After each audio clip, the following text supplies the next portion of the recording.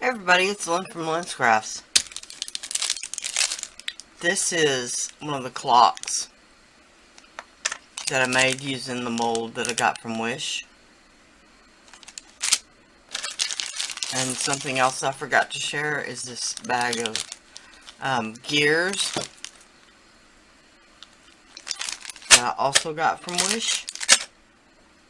So I'm going to put together a little pendant today.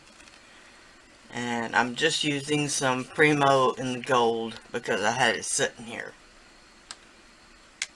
I'm going to try to do a faux finish matching the clock on this piece. So, stay with me and I'll get right to it.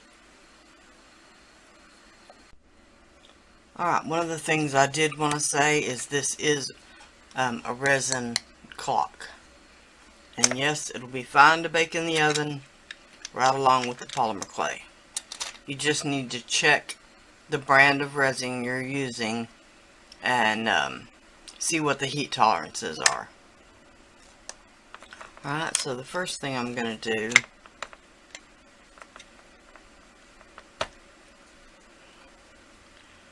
is I need to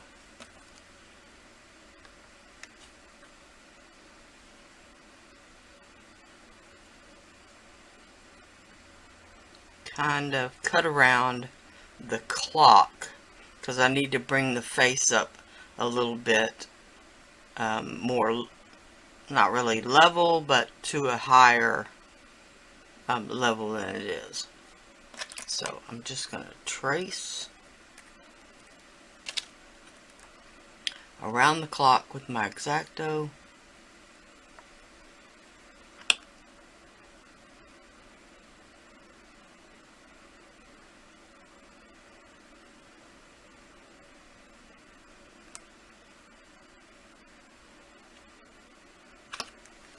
Alright. Now pull the clock out of the way and then put it back. Now eventually I will back the piece with polymer clay, so there will be clay behind the clock as well. I just don't need it on this layer. Alright. Now, a little bacon bond behind the face, which is also a piece of resin. It's just where I had poured what I had left in the cup in my face mold. That's why it's not a full face. I have a whole bag of these. Full faces, half faces, polymer clay faces. Just to use whenever I feel the need. Alright, just a little bit of bacon bond on the back, and that is because it is cured resin on raw polymer clay, so it will help it to stick. Alright.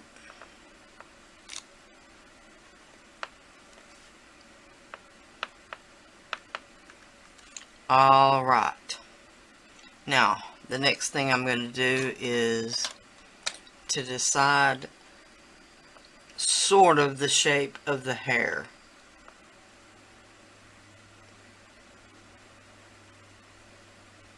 So I wanted to have some curves and swirls.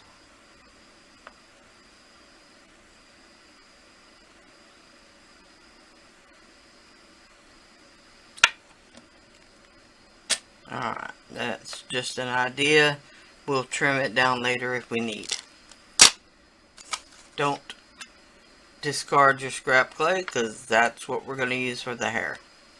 Alright, I'll be right back. Alright, now I re-rolled this bit of gold clay out. Alright, I'm going to attempt to follow the curve and give her a little more shape to her hair.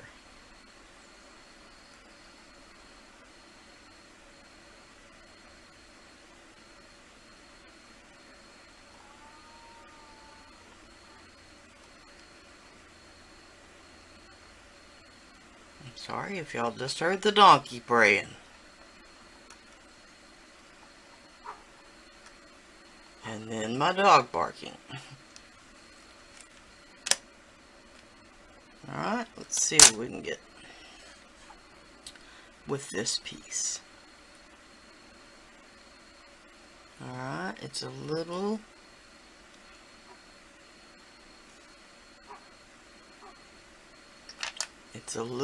long right here. So I'm going to trim that a bit.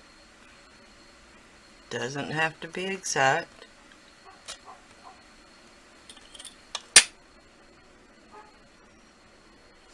And that's a little better.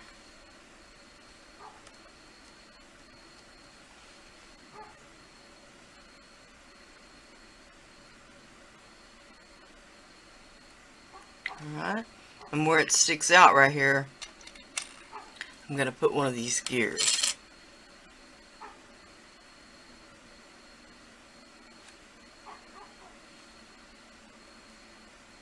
Alright, right now I'm just barely tamping it down. Alright, then we're going to cut the hair for the other side.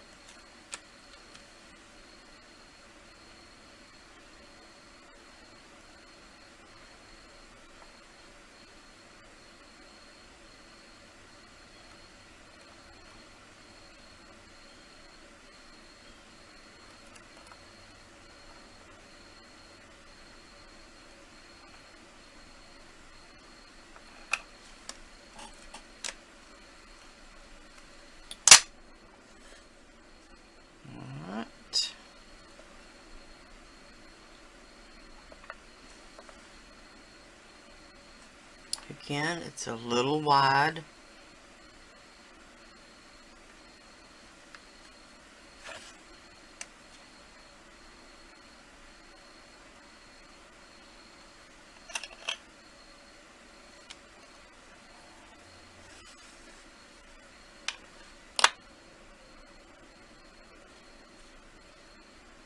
Alright.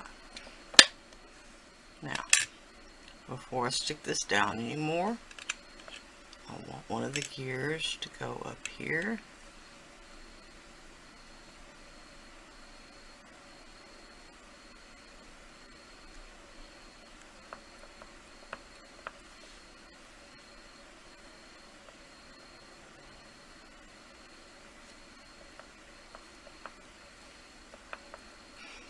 Alright.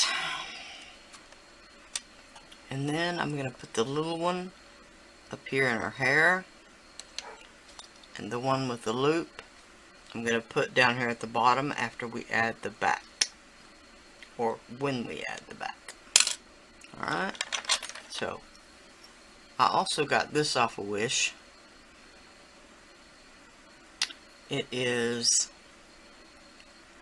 great for faux fur and faux hair. Just a texture tool. But you can also use your needle tool, toothpick, whatever. But before I do that, I want to run my finger gently along the hair to smooth it down. I'm going to do that all around. Alright, now this part right here I was not happy with, so I'm going to attempt.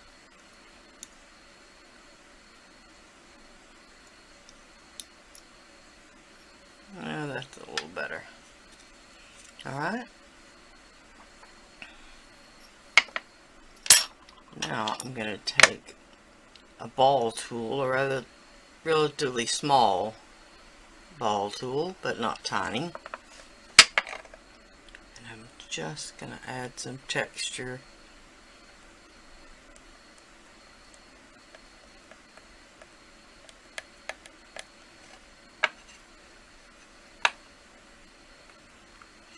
Alright.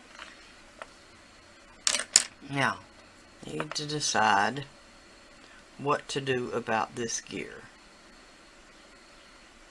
So I'm going to kind of place it. Alright. Then I'm going to cut another little bit of hair. Well, let's try one of these.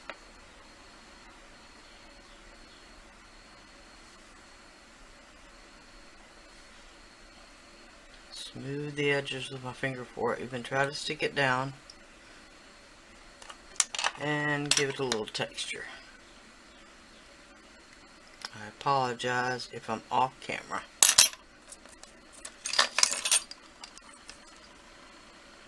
Alright.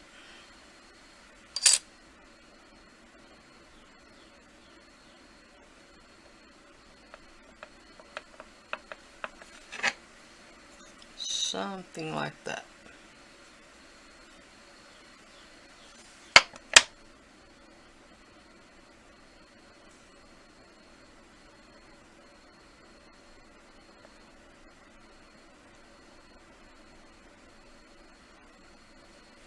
Alright. Try to make a matching piece for the other side.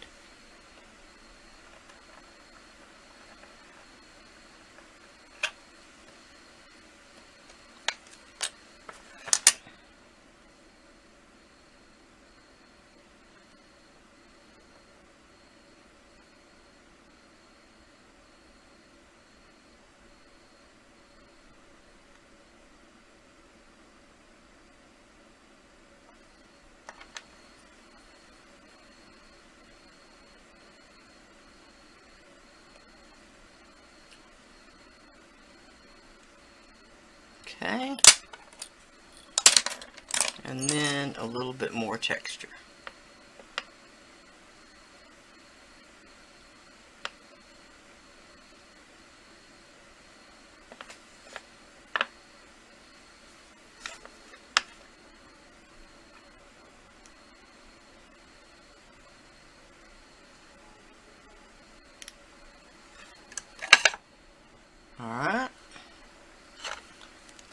Alright, now it's ready to bake, unless I think I want to add some rhinestones or some crystals or something.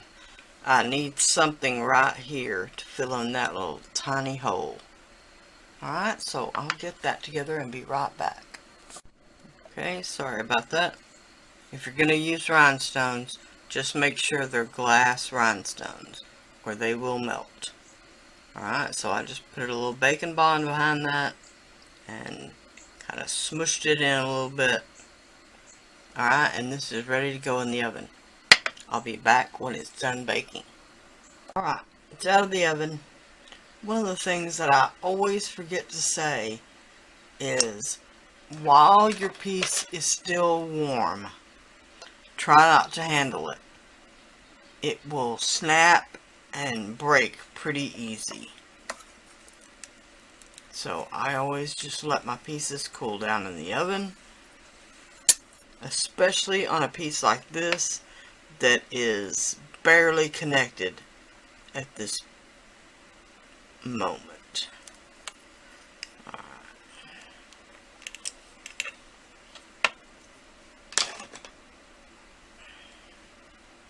Okay. I'm gonna move my towel out of the way. And yippee, I finally found my swirl snap texture plate. And I'm sorry I couldn't tell you where to find it at. I'm pretty sure it's been discontinued. Alright, so we're going to check this for fit.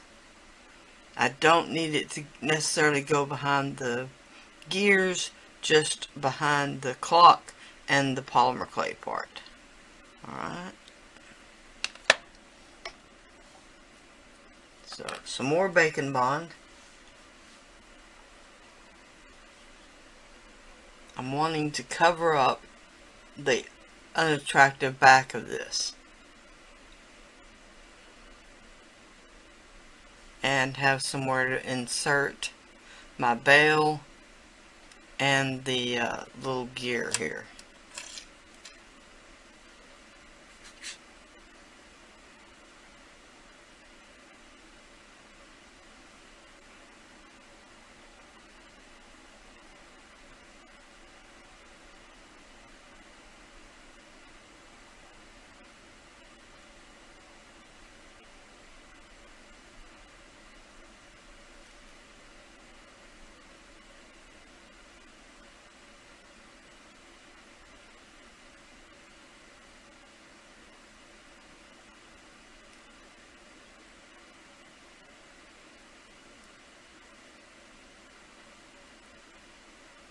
Alright, it's not necessarily necessary to cover the whole back on a piece like this. Just because all we're wanting it to do is to grab on to the baked surface. You could, if you wanted to, slather it around and it would be fine. Alright, so I'm just going to cut around.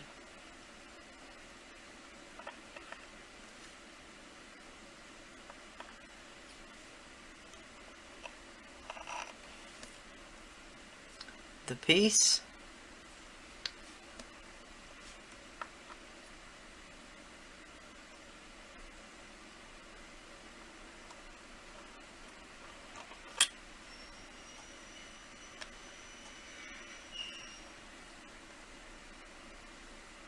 Alright, and I'll finish this and be right back.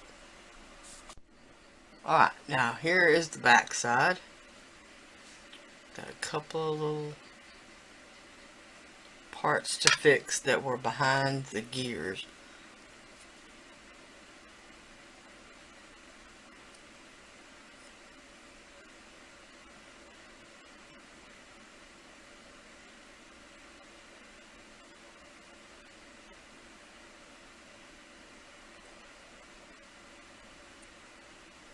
Alright.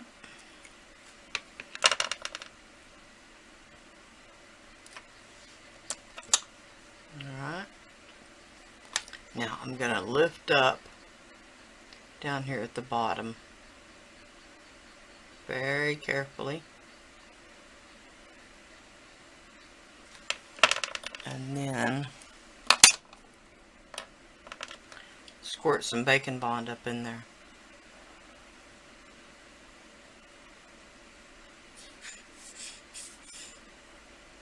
I'm sorry, this is a very thick bottle of bacon bond. It's relatively full, but still doesn't want to come out.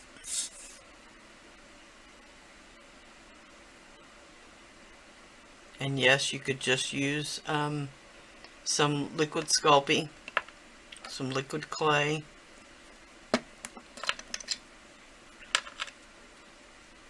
Alright, I'm just gonna carefully slide this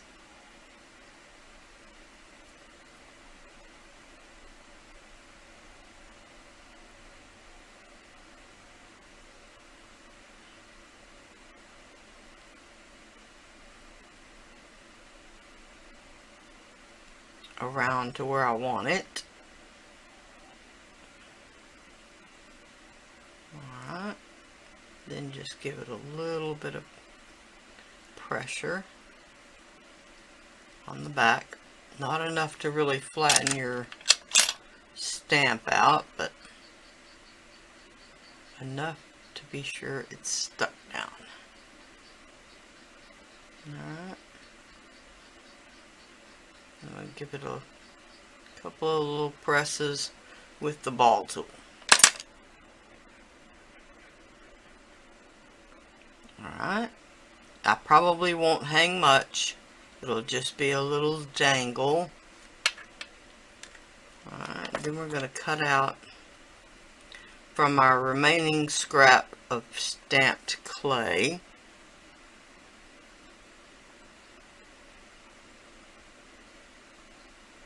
A little teardrop shape.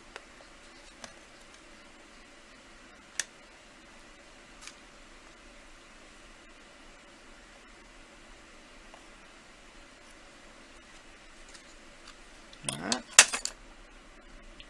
Press the edges down a bit.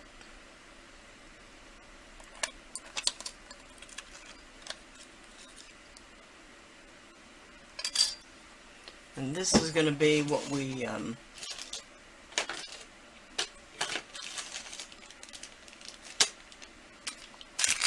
embed our bail in.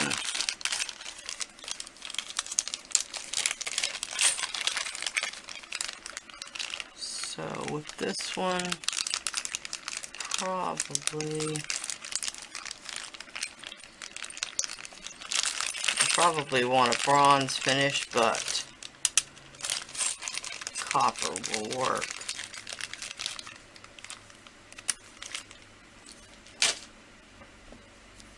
Again with the bacon bond. Try to help it out a little.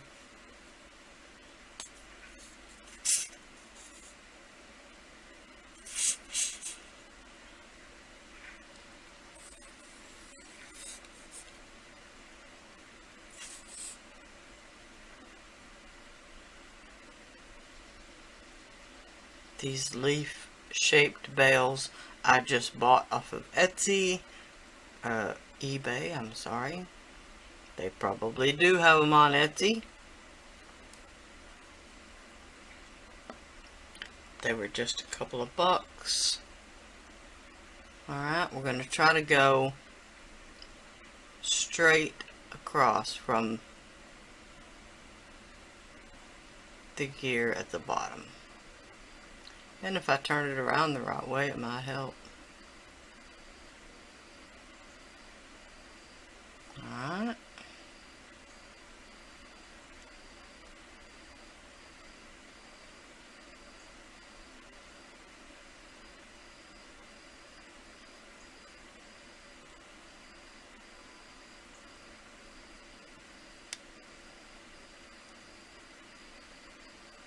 Now, turn it over and get a view of how straight it is, or isn't.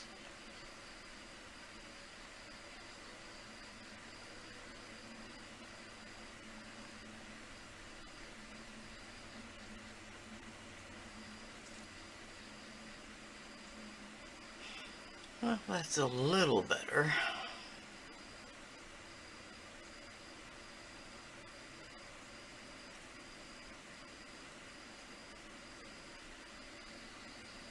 Alright, and once again,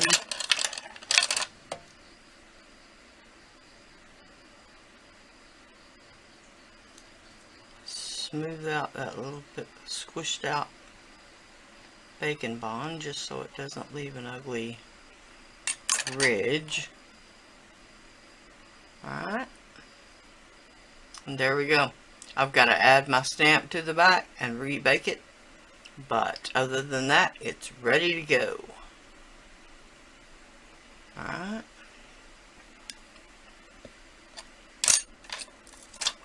Now, in the next couple of videos, here's what I'm going to try to do. First of all, these are some of the other ones that I made. Really cute. Inspired by Lyn Designs.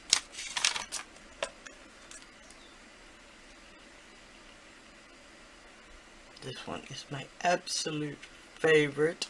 If you'll remember back in the talking about crackle video, this is one of the faces.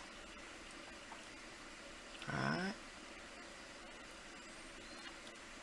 Alright, and then these are some of the other ones that still need to be painted. So that's what I'm going to try to share with you in the next few videos. This one I'm also going to make a pearl dangle for it.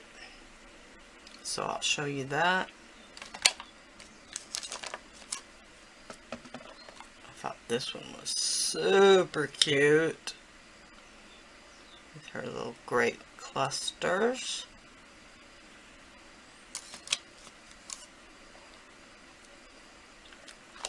Then this one has a wisteria theme.